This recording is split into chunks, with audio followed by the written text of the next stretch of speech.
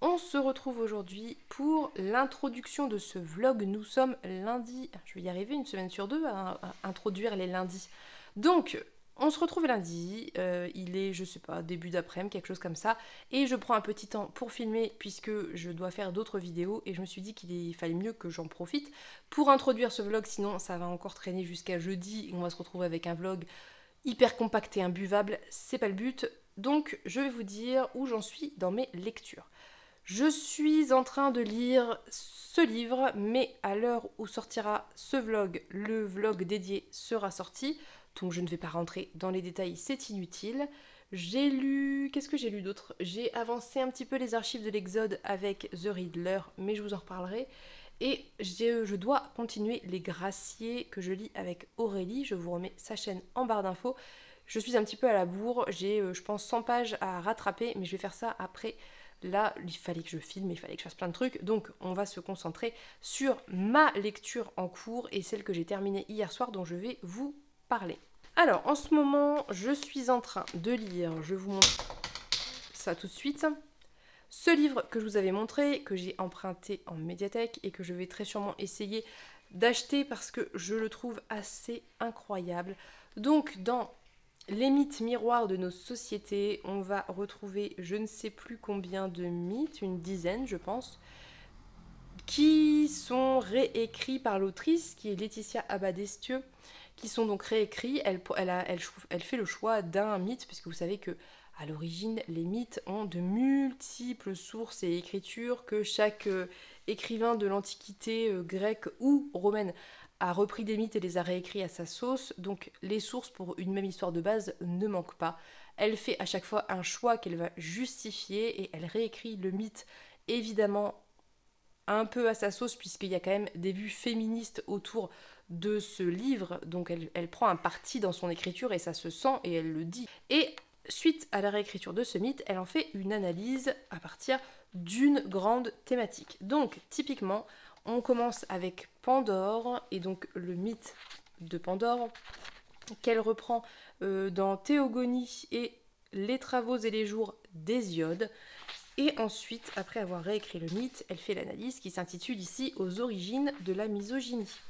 Et donc elle fait des liens entre ce qui se passe dans ces mythes, elle les décrypte par rapport à la société antique de l'époque et elle fait des liens par rapport à aujourd'hui. Et c'est évidemment extrêmement édifiant et intéressant puisqu'on sent que l'autrice a vraiment cherché. Je n'ai pas encore lu l'introduction qui a l'air passionnante parce que je préférerais le faire à la fin, donc on reviendra probablement sur ce qu'elle dit en introduction qui précisera sûrement des choses autour de sa formation universitaire et tout ça.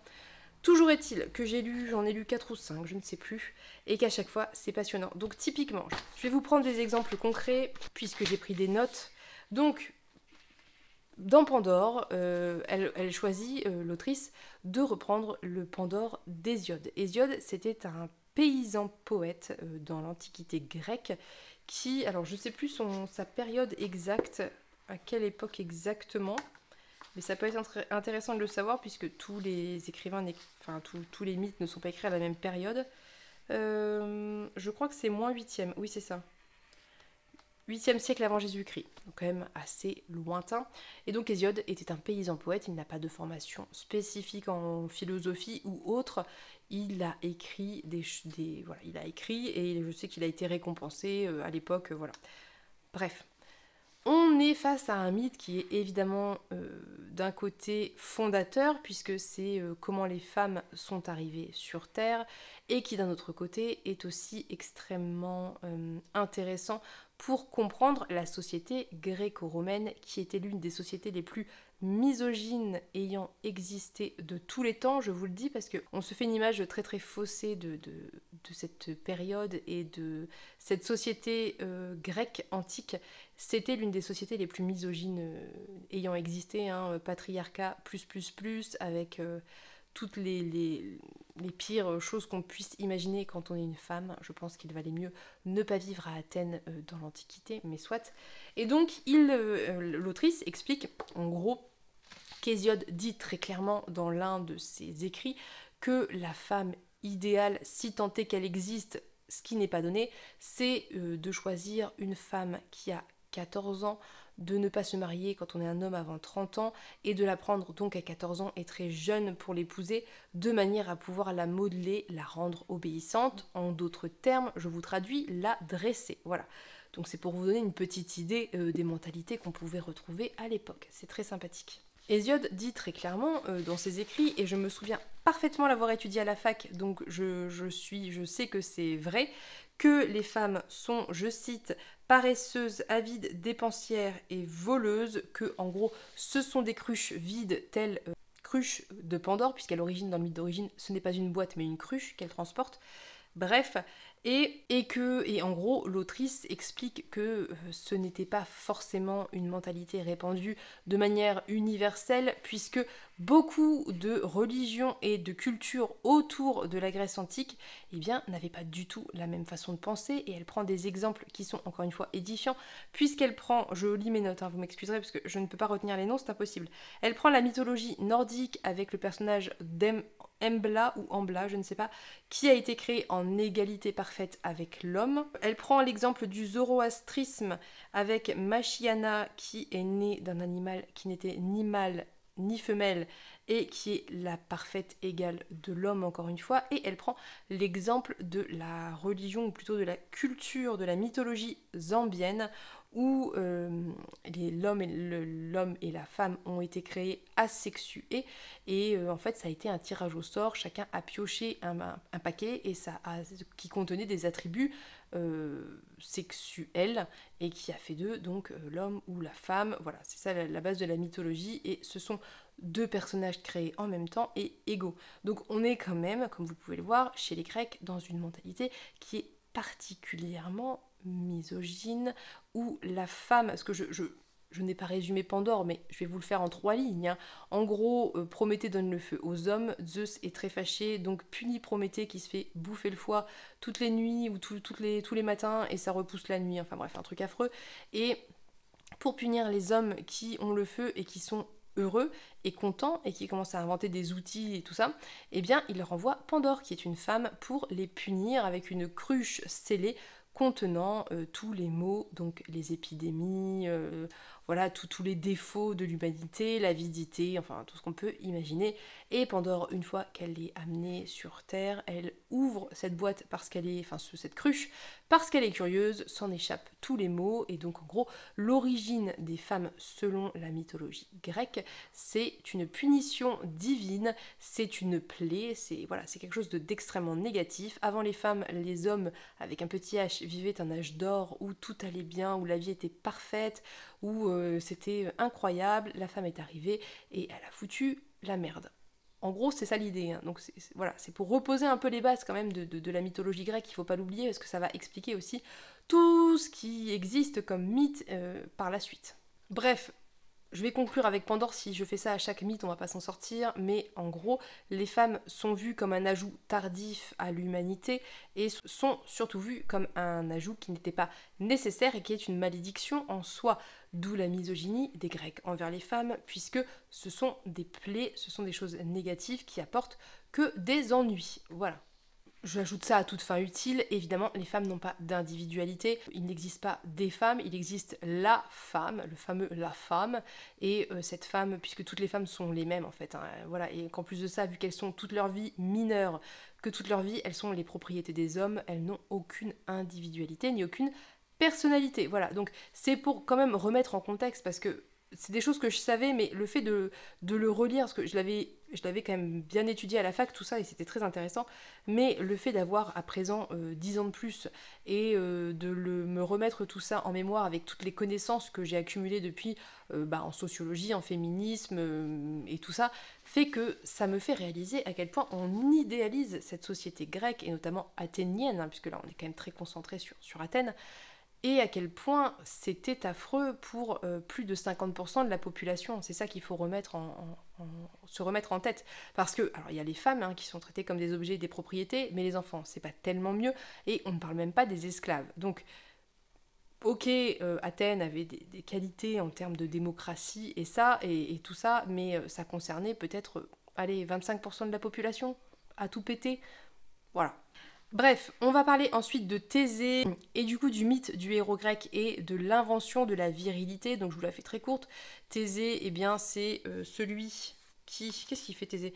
Thésée c'est le fondateur d'Athènes, en tout cas de la démocratie athénienne, qui est vu évidemment comme un héros, qui est adulé par plein de gens, puisque c'est lui qui amène voilà, qui met fin à la royauté, tout ça, bref. Et donc on a un extrait de mythe assez précis autour de Thésée et de voilà, du viol d'une jeune femme, hein, concrètement. Et en fait, l'autrice oriente son propos autour du fait, et c'est encore valable aujourd'hui, et c'est là où on peut retrouver des liens avec notre société, qu'à partir du moment où on est un homme, une personnalité publique homme, où on a fait des choses vues comme bien ou importantes, eh bien, on nous pardonne tout le reste, et que les victoires publiques, je cite, hein, ça c'est ce qu'il dit, que les victoires publiques effacent les crimes privés. Et c'est très très vrai, puisque on le voit quasiment quotidiennement dans la presse depuis quelque temps, on découvre que telle personnalité, tel homme a en fait été un prédateur sexuel, mais bon, quand même, il a fait des choses bien, ce pauvre monsieur, puis c'était il y a 30 ans, enfin voilà. Bon, je vais pas, je pense que vous voyez très bien du genre d'individu duquel je parle, hein, il n'y a pas besoin de photos concrètement. Bref, et donc elle parle par exemple de la création du terme de virilité, qui n'est absolument pas quelque chose d'inné, la virilité n'est pas innée et n'existe pas de manière naturelle, c'est une construction sociale, et ça c'était hyper intéressant de le redécrypter. La virilité, en fait, c'est le fait d'être un homme avec, en tout cas, le fait d'être un homme en opposition totale au fait d'être une femme. C'est donc avoir des gros muscles, être grand, avoir une mâchoire carrée, posséder eh bien, un pénis, pouvoir l'utiliser et donc avoir des érections, ça fait totalement partie du package de virilité. Et donc c'est en ça que ça explique eh bien, les viols à foison de tous les héros et demi-dieux grecs. Voilà, on peut tous les faire, et même les dieux grecs, on peut tous les faire, il n'y en a pas un qui va y couper. Ça explique aussi cet honneur de la guerre, donc typiquement tout ce qui va être héros grec, Achille et compagnie. Et il faut posséder tous ces attributs pour être considéré comme un homme viril. Et si vous ne possédez pas ces attributs, vous êtes associé à une femme. Et qu'est-ce qui est plus infamant dans la société grecque qu'être associé à une femme? Je ne sais pas, je pense pas que... Si, peut-être être associé à un animal, c'est peut-être un petit peu en dessous. On va voir ensuite le mythe de Penthésile, qui est donc la reine des Amazones, et on va parler du fameux fantasme de la matriarchie, et c'était hyper édifiant, puisque en fait ça a montré que eh bien, les Amazones à la fois fascinaient et terrifiaient les Grecs, et que c'est pour ça qu'elles étaient mises en scène, mais qu'elles perdaient toujours contre les héros grecs, puisque évidemment les valeurs du patriarcat sont des valeurs de modernité, de civilisation, et que seul le patriarcat peut gagner face à ces méchantes femmes qui oppriment les pauvres hommes, voilà. Et donc l'autrice mettait en avant pas mal de choses hyper intéressantes en expliquant que, en fait, ce qui devait gêner les Grecs, c'est que quand ils faisaient la guerre contre certains peuples autour d'eux, eh bien, en fait, la plupart des peuples avaient les femmes qui guerroyaient comme les hommes, qui étaient soldats au même titre que les hommes, qui portaient des pantalons et qui se battaient, et que ça choquait beaucoup les Grecs de voir des femmes sur des champs de bataille, et c'était sûrement là l'une des origines de la naissance des Amazones. Et enfin, le dernier mythe que j'ai lu, et après je m'arrête là puisque je n'en ai pas lu plus, c'est le CIP, qui va aborder les questions de genre et de transidentité, et c'était hyper intéressant aussi, puisque je vous la fais très très courte. En gros, on dit aujourd'hui et on entend que c'est un effet de mode, et que l'on voit bien à travers ce mythe et d'autres, hein, Tirésias notamment, que la transidentité et la fluidité des genres, eh bien, est une question qui date de plus de 2000 ans. Voilà, donc tout est dit, je pense. Bref, donc je vais terminer ça et je vous en reparlerai. Je me suis un peu étendue, mais parce que je trouve ça vraiment très intéressant et important, parce que ça fait partie de notre base culturelle commune, en tout cas au moins en France pour sûr, et que c'est important de démonter, détricoter toutes ces idées qu'on a, et d'y réfléchir et de remettre en question tout ça. Je voulais vous parler de la lecture d'Elana de Pierre Bottero. J'ai lu le premier tome, mais ça ne va pas être possible parce que le petit enfant me regarde fixement et que je sens que je ne vais pas pouvoir parler plus. Donc c'est pas grave, ce qu'on fera, c'est que demain, je vous ferai un point sur Elana. Voilà, donc là, ce que je vais faire, c'est que je vais aller m'occuper de l'enfant, et puis je vais peut-être essayer de lire un petit peu, ça serait pas mal, puisqu'il y a plein de choses que j'aimerais ramener à la médiathèque, et oui, je vous ai pas dit, je me suis lancé un défi, en tout cas avec mon frère. Je me suis lancé toute seule à moi-même le défi de passer ma palle à 60 livres début juillet, ce qui implique que j'en lise minimum 18 et que j'en achète pas trop, voire pas du tout, donc que j'en lise plus si j'en achète, soit, en sachant que j'attends un SP, mais bon, bref, on en reparlera. Du coup, je me suis lancé ce défi de mois à mois, mais j'ai pris pour témoin mon amoureux et mon frère, donc on fera les comptes début juillet pour voir si j'ai rempli mon objectif, mais il le faut. J'aimerais vraiment bien, déjà ne pas trop acheter. Je vais essayer de me limiter à quelques achats, par exemple pour le défi lecture, donc je suis sûre de les lire en fait. Et pour peut-être un achat dont je vous reparlerai que j'ai précommandé, et à la limite peut-être une suite de sagas si vraiment j'ai envie de le lire, mais je vais essayer de ne pas acheter avant d'être prête à le lire, parce que c'est un petit peu le piège typique de passer devant, de le prendre et qui traîne 3 mois dans la palle, et c'est bête. Enfin c'est bête. Ça sert à rien surtout en fait, c'est pas que c'est bête ou intelligent, c'est que ça n'a pas d'utilité et que justement j'aimerais bien ne pas en rajouter. Voilà. Sur ce, je vous laisse pour de vrai et on se dit à demain pour un point lecture d'Elana, d'Elantris que j'ai attaqué et peut-être j'aurai terminé les mythes miroirs de nos sociétés. A plus tard. Coucou, nous sommes mercredi. Nous sommes mercredi, le petit enfant est si présent à côté de moi. Voilà. Parce que j'ai dormi en même temps que lui pendant la sieste, donc j'ai pas filmé pendant qu'il dormait, donc on va devoir faire avec ce petit bruit de fond, cette petite chose bruyante. Ouais, tu peux bien rigoler. Bref, je voulais quand même vous prendre aujourd'hui parce que je crois, il me semble, que je ne vous ai pas pris hier, que j'ai pas filmé hier, du moins. J'ai préparé mon vlog sur Emile, ce que vous avez vu normalement, enfin en tout cas vous l'avez vu, je sais pas si vous l'avez vu, mais en tout cas la vidéo est sortie mercredi en retard parce que je viens juste de terminer le montage et qu'il est 16h30. Bref, voilà, je voulais vous reprendre pour vous parler d'Elana que j'ai lu la semaine passée, du coup maintenant mine de rien, ça passe vite, et qui est une excellente découverte. Je me suis lancée grâce à Juliette et Pénélope qui ont un petit peu fait du forcing pro Pierre Bottero, et à raison, hein, très concrètement, à raison parce que c'était une lecture incroyable que j'ai adorée. Dans Elana, on va suivre au début une petite fille qui a 5 ans, je crois, vraiment très très petite, qui est en voyage dans une espèce de caravane, comme à l'ancien temps, pas de caravane comme maintenant, avec ses parents à travers des terres assez hostiles, et la caravane se fait attaquer, la maman cache la petite dans une cachette dans leur espèce de roulotte, et quand on la sort de là, eh bien, il n'y a plus personne et elle est recueillie dans un peuple qui s'appelle le peuple des petits, qui sont sans grande surprise petits et qui vivent dans une forêt et qui ont un côté très mélange entre hobbit et lutin. C'est très très chouette. Bref, on va suivre ce personnage, on va suivre en fait tout son éducation, comment elle grandit, ses projets une fois qu'elle commence à grandir et devenir adolescente. Et c'est un petit peu ça l'histoire d'Elana, c'est cette petite fille qui devient petit à petit une ado, puis j'imagine une adulte, et elle va à un moment donné partir à la ville. Elle va rencontrer un personnage très particulier qui va l'inciter à découvrir ce que sont les marches-ombres, comme indique le titre. Et je vous laisserai découvrir toute la suite parce que moi, je ne savais absolument pas dans quoi je me lançais. Et c'était très chouette comme ça, et déjà je trouve que je vous en ai trop dit, bien que je vous ai raconté peut-être, même pas un cinquième du bouquin, et encore, il y a plein de choses, bref. Il joue avec la lumière, c'est pas très pratique. Bref, donc, je voulais quand même vous parler d'Elana parce que ça a été une très très belle découverte. J'ai dès le début adhéré, c'est-à-dire que dès le premier chapitre, quand elle est avec ses parents et qu'on rencontre cette famille, j'ai tout de suite adhéré. J'ai trouvé immédiatement, et ça s'est confirmé par la suite, que Pierre Bottero a une intelligence, une connaissance et une sensibilité concernant les enfants qui est exceptionnel et incroyable. Alors il faut savoir que Pierre Bottero était professeur des écoles ou instituteur peut-être parce que le statut a changé. Bon bref, on s'en fout. Mais en tout cas, il travaillait avec des enfants et je trouve Ça se sent très très fort quand on lit Elana. Ça se sent qu'il aime les enfants et qu'il connaît les enfants et qu'il sait ce dont ont besoin les enfants, en tout cas d'un point de vue intellectuel, d'un point de vue d'éducation et d'un point de vue, comment on pourrait dire, presque idéal en fait.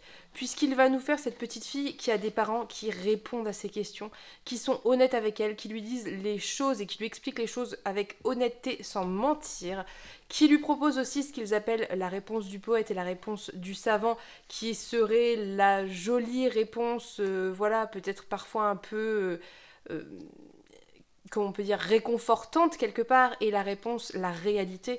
Et c'est très chouette, c'est très intelligent, parce que les deux vérités, enfin les deux réponses sont deux vérités qui peuvent coexister en fait.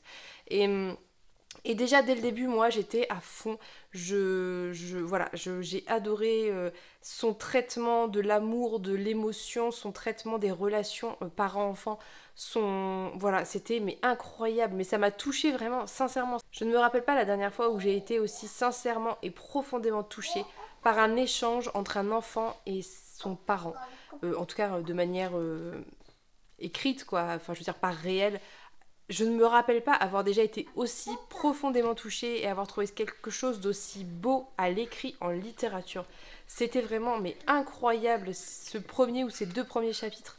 C'était incroyable. C'était... ça vous... Enfin bon, après voilà, ça dépend de votre sensibilité, bien évidemment. Moi j'ai une sensibilité particulière parce que... Voilà, c'est quelque chose, les enfants, je travaille aussi avec des enfants, j'ai des enfants, je pense que tout ça fait que j'ai une sensibilité peut-être particulière par rapport aux enfants, mais ça m'a retourné, mais en bon quoi, quelque chose de beau, de bon, de sincère, de vrai, d'émouvant, et puis bon, voilà, bref, je pourrais en parler des heures, j'ai adoré. Et on va passer ensuite en fait assez rapidement puisque ses parents meurent. Ou en tout cas, a priori, sont morts, c'est ce qu'on en sait. Elle est recueillie par deux personnages qui sont frères et qui sont donc des petits et qui vivent ensemble, trouvent cette petite fille qui est déjà très très grande pour eux, parce que eux font, je crois, genre 1 mètre maximum, et donc elle a 5 ans, donc elle doit faire peut-être quasiment leur taille. Ils la recueillent, ils la prennent avec elle et ils lui offrent une éducation qui est probablement l'éducation rêvée de tout enfant. Et encore une fois, je vous dis, on sent la patte de l'auteur et sa connaissance des enfants, puisqu'elle grandit en totale liberté et en totale connexion avec la nature. Elle saute d'arbre en arbre, elle ramasse des fruits sauvages qu'elle mange directement tout frais. Enfin, c'est vraiment, il y a quelque chose de très idéal dans cette éducation et qui, bon, alors on peut être d'accord ou pas d'accord parce qu'en fait elle fait somme toute ce qu'elle veut plus ou moins. C'est l'éducation rêvée pour tout enfant, c'est la liberté de découvrir, de toucher, de palper, et même je veux dire d'un point de vue purement moteur, c'est de motricité, c'est hyper important pour un enfant de grimper, de se dépenser, enfin voilà, c'est vraiment des choses, on sent l'enseignant derrière, on sent la personne qui est impliquée dans l'éducation des enfants, qui est impliquée dans la meilleure façon de faire possible en fait pour qu'un enfant puisse s'épanouir, et c'est ce qui est le cas ici, puisque la petite, qui à l'époque s'appelle pas encore Elana, hein, parce qu'elle a son prénom avec ses parents dont elle ne se rappelle pas, et les petits la renomment Epiou, et Epiou, c'est un nom beaucoup plus long, mais ça se réduit à Epiou parce que sinon c'est trop long à dire. La petite Epiou, eh bien elle est... voilà, elle grandit pendant 8-9 ans comme ça dans cette... Voilà, cette liberté, cette vie qui a une saveur particulière au cœur de la nature, avec des gens qui l'aiment, qui s'occupent d'elle, qui l'entourent, qui répondent à ses questions, qui sont présents, qui sont un peu bougons, qui sont drôles. Et on est à ce moment-là, quand elle est encore à ces âges-là, en fait, enfant tout simplement, on n'est pas dans une quête d'identité et elle pose pas tellement de questions. On a un petit peu la question du deuil qui est évoquée par rapport à ses parents, mais un peu plus tard quand même, quand elle est un peu plus grande. De ses 5 à ses, je dirais, 10-12 ans, je crois, elle est vraiment dans l'idée de grandir tel que ça vient et de pas tellement se poser de questions. Et quand arrive la préadolescence, on rentre dans une nouvelle phase de vie d'Epiou qui va vouloir rencontrer d'autres humains et qui va vouloir voilà, être dans une recherche un petit peu de quête identitaire qui correspond très très bien à la préadolescence et l'adolescence. Pierre Bottero, il construit un personnage qui est réaliste dans une certaine mesure de par ce développement purement voilà, ce développement psychomoteur, etc., très proche de la réalité. L'univers, c'est un univers de fantasy, avec de la magie, avec des créatures du petit peuple et ce que vous voulez, mais en termes de psychologie du personnage, en termes de développement du personnage, de description des phases d'enfance, de préadolescence et d'adolescence, on est sur quelque chose qui est très réaliste et qui veut faire passer un message, et je pense que ça veut faire passer un message aux enfants, puisque c'est une lecture destinée aux enfants avant tout, sur la liberté, sur le questionnement et sur aussi peut-être ce besoin d'honnêteté qu'ont les enfants, mais ça fait passer aussi par extension un message peut-être à un public plus âgé, peut-être même adulte, parce que je pense que ça se lit très très bien adulte, concernant ces mêmes sujets, mais cette fois-ci en étant plus concerné en tant qu'individu, mais potentiellement en étant concerné de par les enfants de notre entourage, et c'est très chouette. Et cette première partie, en fait, quand Elana, jusqu'à, je dirais 15 ans, enfin juste, bref, jusqu'à ce qu'on rentre vraiment dans l'intrigue, voilà.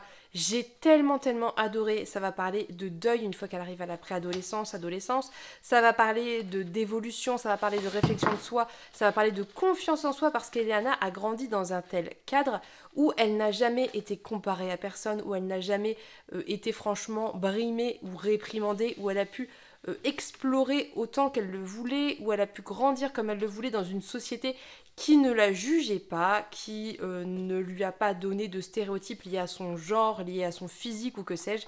Et Elana, c'est un personnage qui a une confiance en elle incroyable et qui n'est pas de la condescendance, qui est une réelle connaissance d'elle-même. Elle sait ce dont elle est capable, elle sait dans quelle mesure elle peut dépasser ce qu'elle pense être capable de faire, et elle y va, elle le fait. Elle est capable de s'auto-évaluer, elle est capable de prendre du recul, elle est extrêmement instinctive, et elle se fixe des objectifs qu'elle tient et qu'elle suit parce qu'elle se fait confiance et parce qu'elle s'écoute. Et en tout ça, Elana, c'est vraiment un personnage incroyable que j'ai adoré. J'ai trouvé que Pierre Bottero arrivait à être sur ce fil extrêmement ténu et difficile à saisir entre un personnage positif qui a confiance en elle, qui est sûr d'elle et qui le dit et qui s'affirme en tant qu'individu, et très souvent, dans 90% des cas, tomber dans le côté condescendant, trop sûr de soi, méprisant. Lui, il ne tombe jamais là-dedans. On reste toujours sur ce fil incroyablement fin et quelle performance en fait de la part de l'auteur, où Elana n'est pas insupportable, n'est jamais tête à claque, elle est pas du tout comme ça, elle est vraiment, et elle est pas parfaite, elle a des défauts, attention, parce que je dis ça, on dirait qu'elle est parfaite, elle n'est pas du tout parfaite, elle a plein de défauts, elle a certains côtés de son caractère qui, voilà, sont discutables, mais comme tout individu en fait. Mais par contre, cette confiance qu'elle a en elle, je trouve que c'est hyper important, et je trouve que tous les enfants devraient lire ce genre de livre où on leur propose des modèles d'enfants qui croient en eux en fait, et qui n'ont pas besoin que quelqu'un les rassure, qui n'ont pas besoin qu'on leur dise c'est bien, vas-y, qui juste ont la capacité de se dire je vais y arriver, et de le faire et d'essayer, parce que c'est vraiment un problème très très récurrent chez les enfants, et on le voit très tôt, et je vous le dis en tant qu'enseignante, les enfants cherchent constamment l'approbation de l'adulte et d'autrui, et c'est la construction sociale qui fait ça.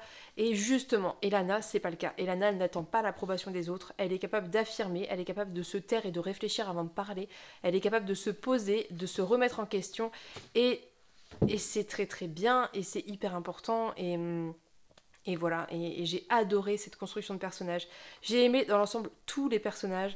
J'ai aimé l'écriture de l'auteur qui est d'une beauté mais incroyable, d'une poésie, d'une richesse, qui propose quelque chose aux enfants qui est intelligent, qui n'est pas simpliste, qui va chercher à les élever en fait, tout simplement, qui élève intellectuellement celui qui le lit, parce que c'est beau, c'est bien fait, c'est bien pensé, parce qu'on a des personnages qui sont très différents en fait de tout ce qu'on peut trouver partout. Elana, elle prend des décisions, mais mon Dieu, mais j'étais tellement admirative et je ne m'y attendais tellement pas. À un moment donné, elle est en désaccord avec un adulte qui est un peu son référent. Je ne vais pas trop en dire parce que je ne veux pas du tout vous spoiler l'histoire. Mais bref, elle est en désaccord avec un adulte qu'elle respecte profondément, qui est un peu son référent, son maître ou quelque chose comme ça. Et il fait quelque chose qui n'est pas juste, et elle lui dit: moi je me casse en fait, juste ce que vous venez de faire n'est pas juste, je ne suis pas d'accord, je ne suis pas un souffre-douleur, je m'en vais. Et Elle se barre la gamine. Genre elle prend son cheval, elle se casse, elle dit c'est hors de question qu'on me traite comme ça. Et c'est incroyable, c'est... Voilà, j'ai adoré l'histoire, j'ai adoré tout ce qui se passe, tous les événements, j'ai adoré tous les questionnements autour des personnages, j'ai adoré l'écriture, la structure, voilà, tout était d'une qualité incroyable, c'est un coup de cœur et lisez Pierre Bottero, lisez Elana, hein, parce que en fait dans l'ordre d'écriture c'est pas comme ça que ça se découpe, mais dans l'ordre de lecture c'est d'abord le tome 1 d'Elana, le tome 2 d'Elana, ensuite les 3 tomes de la quête des Willan, les 3 tomes de l'autre des Willan et le dernier tome d'Elana. Voilà, donc je vous invite à découvrir Elana, je vous invite à vous lancer, je vous invite à peut-être considérer, si vous n'avez pas d'enfants dans votre entourage et que vous faites partie des personnes qui sont assez... voilà, qui disent j'aime pas les enfants, on pourrait en parler de ça, mais soit, lisez Elana, parce que ça va vous proposer quelque chose d'incroyable en termes d'écriture de l'enfance, de la préadolescence et de l'adolescence. Voilà. On reparlera d'Elana plus tard quand j'aurai avancé la lecture du tome 2. Là, je suis partie sur Elantris parce que c'est la lecture commune que Juliette a proposée pour lire tous les tomes du Cosmere dans l'ordre, non pas d'écriture, mais supposé pour comprendre les tenants et aboutissants. D'ailleurs, si ça vous intéresse, rejoignez-nous, je vous mets le Discord en barre d'infos. Ça va être très très chouette, puisque Juliette a proposé un ordre de lecture des tomes du Cosmere et donc de Sanderson. Et voilà, donc j'ai déjà lu Elantris, je le relis, du coup je prends le temps de le relire parce que je l'ai déjà lu, que j'ai pas de pression et que c'est plus pour le plaisir qu'autre chose. Mais après ça, je pense que j'enchaînerai avec le tome 2 d'Elana. Et en même temps, j'ai pas envie de les lire trop vite, j'ai pas envie de les binger, parce que les écrits de Pierre Bottero sont en nombre extrêmement limité, et que une fois que c'est fini, puisque Pierre Bottero, malheureusement, est décédé il y a quelques années. Donc voilà, une fois qu'on a fini les Pierre Bottero existants, il y en a plus, et alors on peut les relire autant qu'on veut, mais c'est vrai qu'il y a un goût particulier à la première découverte d'un livre, donc je préférais prendre le temps de les lire et de les découvrir sans aller trop vite. Voilà. Bref, du coup, à l'heure actuelle, en lecture papier, comme vous l'aurez vu, j'ai terminé E-Mills. J'ai une vidéo dédiée, donc je ne vais pas en reparler, ou peut-être que je le ferai, mais en tout cas pas aujourd'hui. J'ai bien attaqué les Graciers, puisqu'il me reste à peu près un tiers à lire de Kieran Millwood Earlgrave, que je lis avec Aurélie. Je vous remets encore une fois sa chaîne en barre d'infos, qui est donc un des livres que mon frère m'a offert en avril quand il est venu, et qui va se passer en Norvège. Et en fait, on va être sur en gros une chasse aux sorcières en Norvège au début du XVIIe siècle. Et on se retrouve dans un village où une tempête a emporté tous les hommes, les femmes se retrouvent seules, et il y a un espèce d'inquisiteur / délégué qui débarque et qui apparemment a très envie de faire sa loi, en tout cas la loi divine, ce qu'il estime être la loi divine. Donc c'est très chouette, c'est passionnant, c'est bien écrit, les personnages ont de la consistance.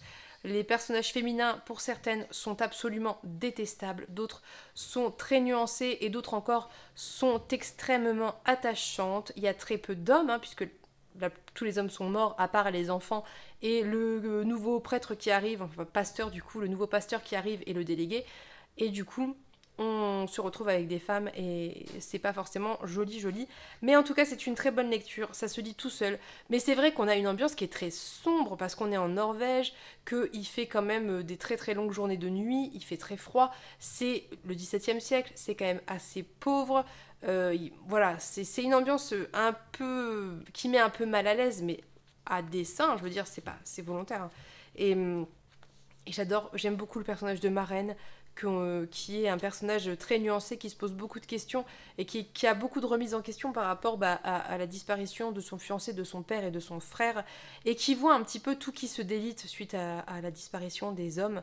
Et bref, je vous en reparlerai quand je l'aurai terminé. Je pense que ça va pas trop traîner parce qu'il me reste 150 pages, à Aurélie aussi d'ailleurs, il nous reste toutes les deux 150 pages. Il me reste cette toute petite partie à lire, ce qui doit représenter peut-être 3 mythes, 2 ou 3 mythes. Alors, je vais pas tout vous refaire dans le détail comme j'ai fait la dernière fois, parce que sinon ça va prendre 2h30, mais je vais quand même vous dire au moins les mythes évoqués et les thématiques. Je ne sais plus où j'en étais arrêtée, je crois que vous avez parlé de Penthésilée, d'Arachné. Est-ce que j'avais parlé d'Arachné? Je crois. Oui, Arachné, la libération de la parole, très bien. Ça, je crois que c'est fait. Bon, alors, attention, je le reprécise, l'autrice a choisi de reprendre des mythes et de les réécrire et de modifier des choses pour faire ressortir des choses, en fait, et faire ressortir, selon elle, l'essence des personnages et des mythes. C'est tout à fait valable, et je le redis encore une fois, puisqu'il faut savoir que les mythes n'ont pas une seule écriture. Les mythes, de base, vous pouvez trouver un même mythe, 10 écritures de ce mythe différentes et qui datent de l'Antiquité, parce que c'était comme une espèce de base commune où chacun pouvait apporter la morale qu'il voulait et les éléments qu'il voulait. Donc la réécriture que choisit de faire l'autrice est tout aussi valable qu'une écriture d'Hésiode. Les mythes, c'est de l'imaginaire, ça n'a jamais existé. Les dieux et les déesses n'ont jamais existé. Donc toutes les réécritures sont valables. C'est ça que je veux bien insister sur ça. Il n'y a pas une vraie version d'un mythe, ça n'existe pas. Il y a toujours diverses versions, tout comme l'Iliade et l'Odyssée, c'est une version et un choix d'écriture par rapport à des événements très très anciens, mais on peut parfaitement réécrire au même titre que l'a fait Madeline Miller, et ça fonctionne et c'est valable. Ça n'a pas de valeur historique, sachez-le. Hein, donc voilà. On va ensuite parler de Britomartis, et ça va être plutôt un mythe autour de l'Adelphité, et c'était très chouette. On va parler de Artémis et Callisto, et un deuxième mythe de Calaïs et Orphée, qui va parler d'orientation sexuelle, et c'était très intéressant. Donc a priori, cette fois-ci, plutôt d'orientation sexuelle autour de l'homosexualité et de voilà, des relations homosexuelles de manière générale. C'était très très chouette, puisque un point est fait sur l'hypocrisie concernant l'homosexualité dans la société grecque antique, puisque vous n'êtes, je pense, pas sans savoir qu'il existait un espèce voilà, donc l'homosexualité est interdite, hein, ça c'est tout, voilà. Mais il existe un cas très particulier que l'on appelle la pédérastie. Je vais vous en donner les termes parce que moi je ne connaissais pas dans les détails, et c'est assez édifiant sur la mentalité grecque antique. Donc en gros, les enfants sont élevés par les mères dans les gynécées jusqu'à arriver plus ou moins à l'âge de 12 ans. Et vu que les femmes ne reçoivent aucune éducation, on ne peut pas leur demander d'éduquer les jeunes garçons à être des citoyens. Donc l'enfant choisit un maître qu'on appelle, je vais vous dire ça, donc le maître c'est l'éromène et l'enfant, l'élève c'est l'éraste, et donc l'éraste va choisir un éromène, et donc dans le cadre de cette éducation entre maître et élève, des 12 jusqu'aux 18, maximum 20 ans de l'éraste, le maître a le droit d'avoir des rapports sexuels avec l'enfant. Donc on est sur une institutionnalisation de la pédocriminalité, qui est un terme parfaitement anachronique, mais je vous traduis ça très concrètement. Et donc, il y a des règles très précises. C'est le maître qui est actif, puisque les termes de gay, les termes de lesbienne, etc. n'existent pas. Il y a les actifs et les passifs. Les passifs, ce sont les femmes. Les actifs, ce sont les hommes. C'est tout. Si un homme est passif, ça n'est pas un homme. Voilà, tout est dit. Je pense que vous aurez compris.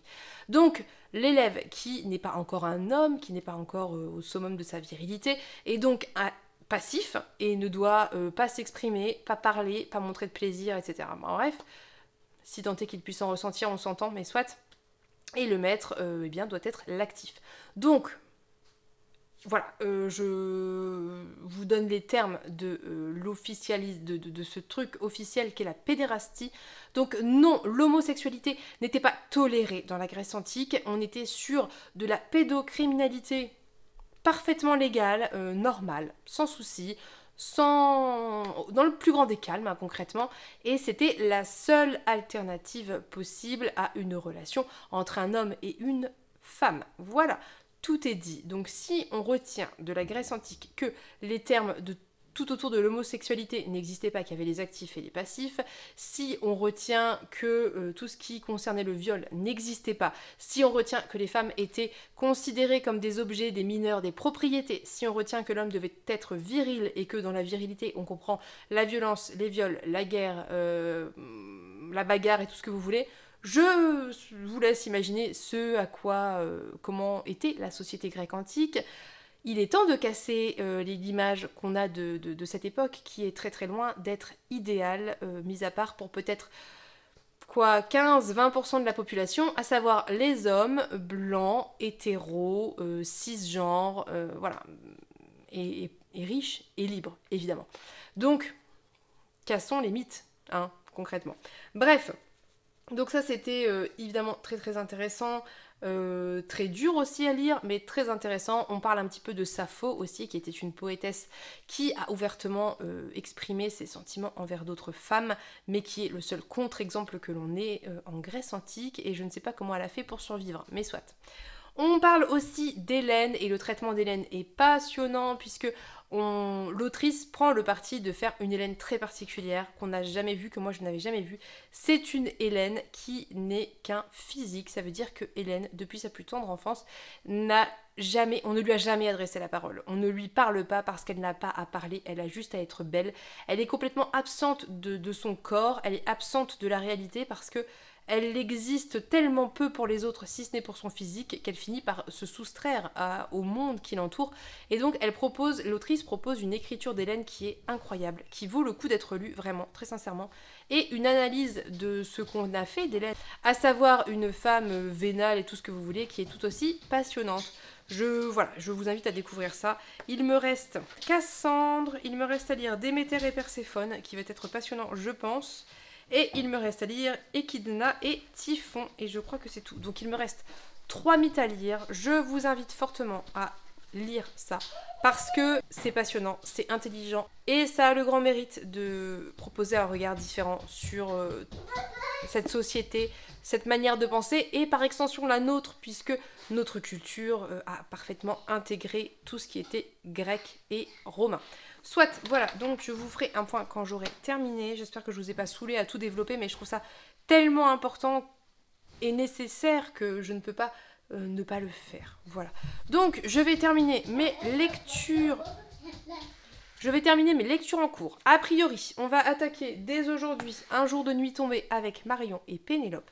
On a dit qu'on partait sur du 50 pages, donc c'est très bien. Alors, on va mettre 1000 ans à le lire, mais il n'y a pas de concours de rapidité, c'est très bien. On va voir ça, je vais voir quand est-ce que j'attaque ça, et quand est-ce que si on peut se trouver un moment pour lire ensemble éventuellement, tous les trois. Et puis moi j'ai mes livres à finir, j'en ai 3 à finir, et la semaine prochaine avec Juliette, j'attaquerai Paternoster. Mais avant ça, j'attaquerai sûrement d'autres choses. Bref, je vais vous laisser pour aujourd'hui, et puis on se retrouve, je l'espère, demain pour un nouveau point lecture. À demain. Vous sentez le plan pourri avec un son pourri? Oui, la flemme. Je viens vous faire un point hyper rapide parce que j'ai pas tellement lu en fait, et je voulais quand même faire un petit clip vidéo. Donc nous sommes jeudi, j'ai un petit peu avancé mythe, miroir de nos sociétés. Il me reste un mythe à lire, je crois. Et c'est toujours aussi chouette, c'est toujours aussi intelligent. C'est vraiment, je pense que si vous avez un peu des connaissances en féminisme et tout ça, en patriarcat et en toutes ces choses-là, ça va pas révolutionner votre lecture en soi. Ceci étant dit, c'est hyper intelligent parce que ça propose des réécritures de mythes avec un parti pris, donc c'est très chouette. Et ça repose certaines choses aussi qui sont très sympas. Donc je ne peux que vous encourager à découvrir cet ouvrage, bien évidemment. Et on en reparlera, je pense, demain, du coup, quand je l'aurai terminé. J'ai un petit peu avancé, il y a des mouches, c'est le printemps. J'ai un petit peu avancé la lecture des Graciers aussi, qui est toujours une aussi chouette lecture que j'aime énormément. Et pareil, je vous en parlerai quand je l'aurai terminé, parce que j'ai pas le courage à te faire un point en cours de lecture, d'autant que j'ai pas encore beaucoup pris de notes et qu'il faut que je me pose pour reprendre mes post-it et mes notes et poser les thématiques et tout ça. Mais c'est très intéressant comme lecture. C'est dur, c'est sombre, mais c'est très chouette. Et sinon, qu'est-ce que j'ai lu d'autre? J'avance tranquillement, Mémoire de la forêt. J'y vais à la fois en appréciant l'écriture et la lecture, et à la fois avec un peu la peur de finir en pleurs, parce que je sens que ça va être triste, beau et triste. Et bon, bref, voilà, du coup, je suis un peu méfiante, parce qu'il n'y a pas longtemps, j'ai lu un livre qui était beau et triste, et que en lire trop, c'est compliqué pour moi. Mais soit, donc on reparlera de tout ça très prochainement. Je pense pas vous refaire un clip aujourd'hui parce que je vous dis, j'ai pas énormément avancé. J'ai tourné une vidéo, je suis toute seule avec le petit, donc je lis à un rythme de tortue. Mais normalement... Ah si, je vous ai pas dit, j'ai attaqué le préquel du prieuré de l'Oranger, mais j'ai lu 50 pages. Donc que vous en dire pour le moment, si ce n'est qu'il y a beaucoup de noms, de personnages et tout ça. Sinon, rien de particulier. Voilà. Donc, du coup, je vous laisse pour aujourd'hui sur ce tout petit clip qui aura un son probablement très très mauvais, et j'en suis sincèrement désolée. Mais la flemme, j'ai rangé tout mon éclairage et tout, voilà. Et mon micro, donc comme c'est pour vous dire juste 2-3 trucs, ça ira très bien. Et on se retrouve demain, je pense, pour un point plus complet. À demain.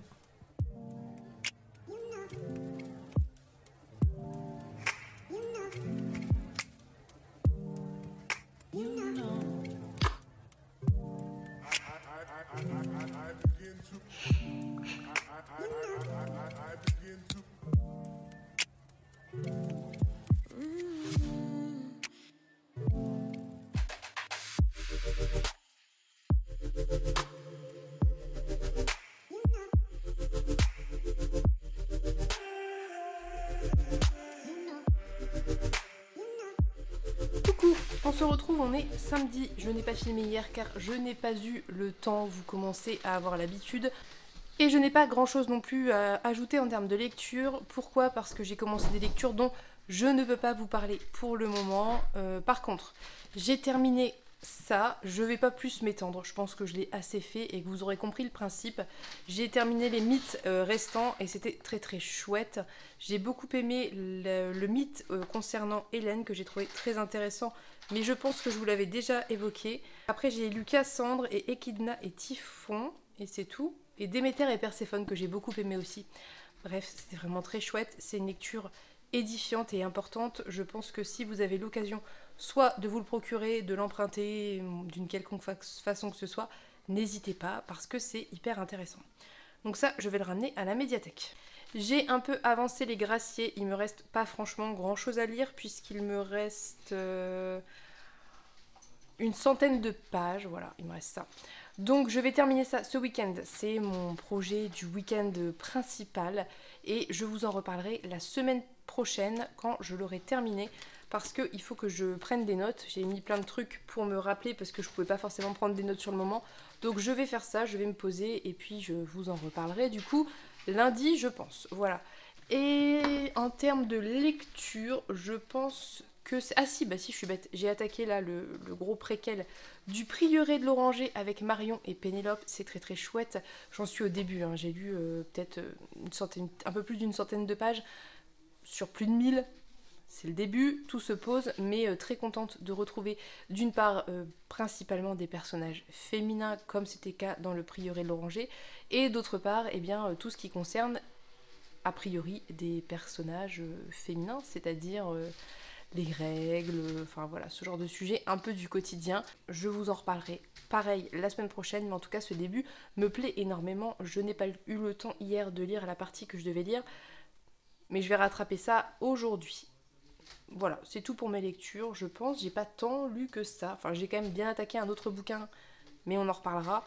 Mais sinon, j'ai pas tant lu que ça. Sinon, hier, quand je suis rentrée de l'école à midi, après être allée chercher mon fils, j'ai trouvé mon autre fils, le petit, avec un paquet dans les mains. Et je ne savais pas du tout ce que c'était.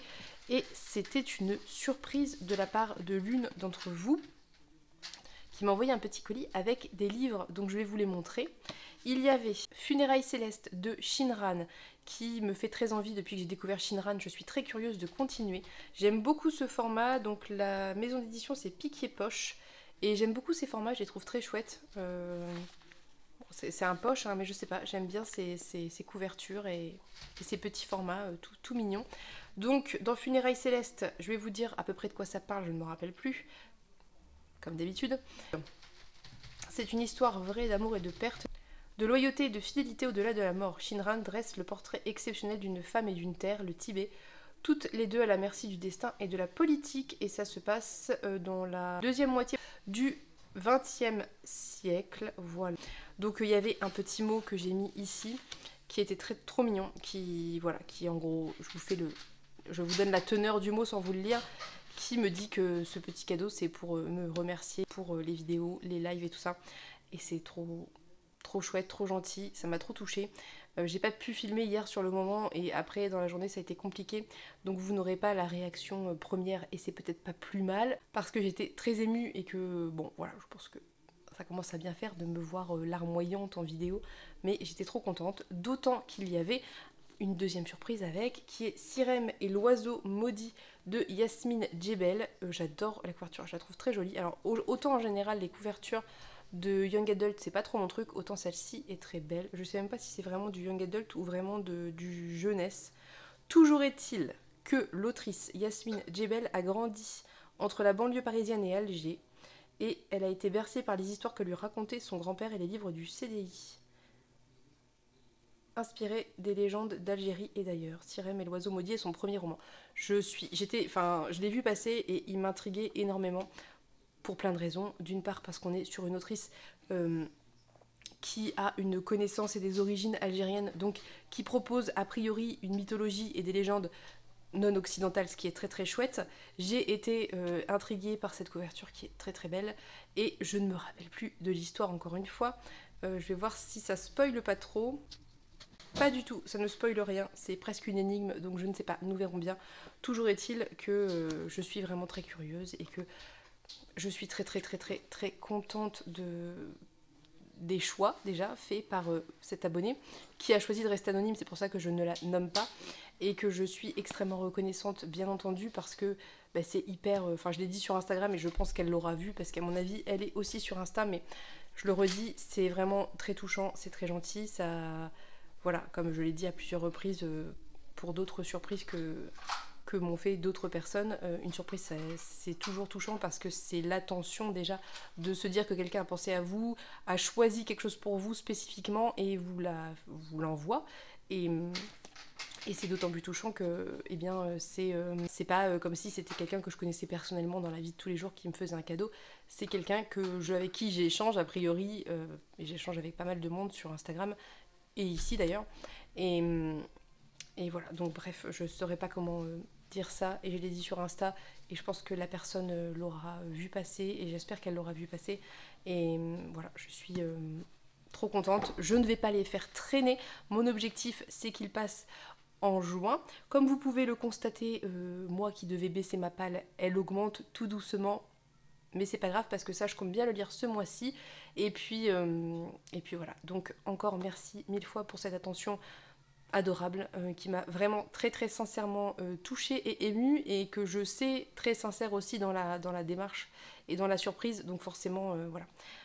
Bref. Sur ce, je vais vous laisser pour aujourd'hui parce que je vais peut-être aller lire parce que avec Pénélope on s'est dit que la semaine prochaine on se faisait des daily vlogs pour se challenger un peu parce qu'elle était plutôt dispo et qu'on aimerait bien faire baisser nos pales, donc on va essayer de faire des daily vlogs avec pour principe 7 jours 7 livres. Donc il faudrait que je termine quelques trucs là avant d'entamer cette semaine de daily vlog et puis je dois filmer autre chose pour une autre vidéo que vous verrez bientôt. Voilà. Donc je vais maintenant vous laisser. J'espère que ce vlog vous a plu. N'hésitez pas à me dire ce que vous en avez pensé. N'hésitez pas à me dire si certains livres vous font envie, comme toujours. N'hésitez pas aussi, si vous aimez mon contenu, à vous abonner, à liker la vidéo, blablabla. Vous connaissez le topo. Je vous souhaite une bonne journée. Je vous souhaite plein de bonnes lectures. Je vous fais de gros bisous et on se dit à bientôt pour une prochaine vidéo. Bye bye!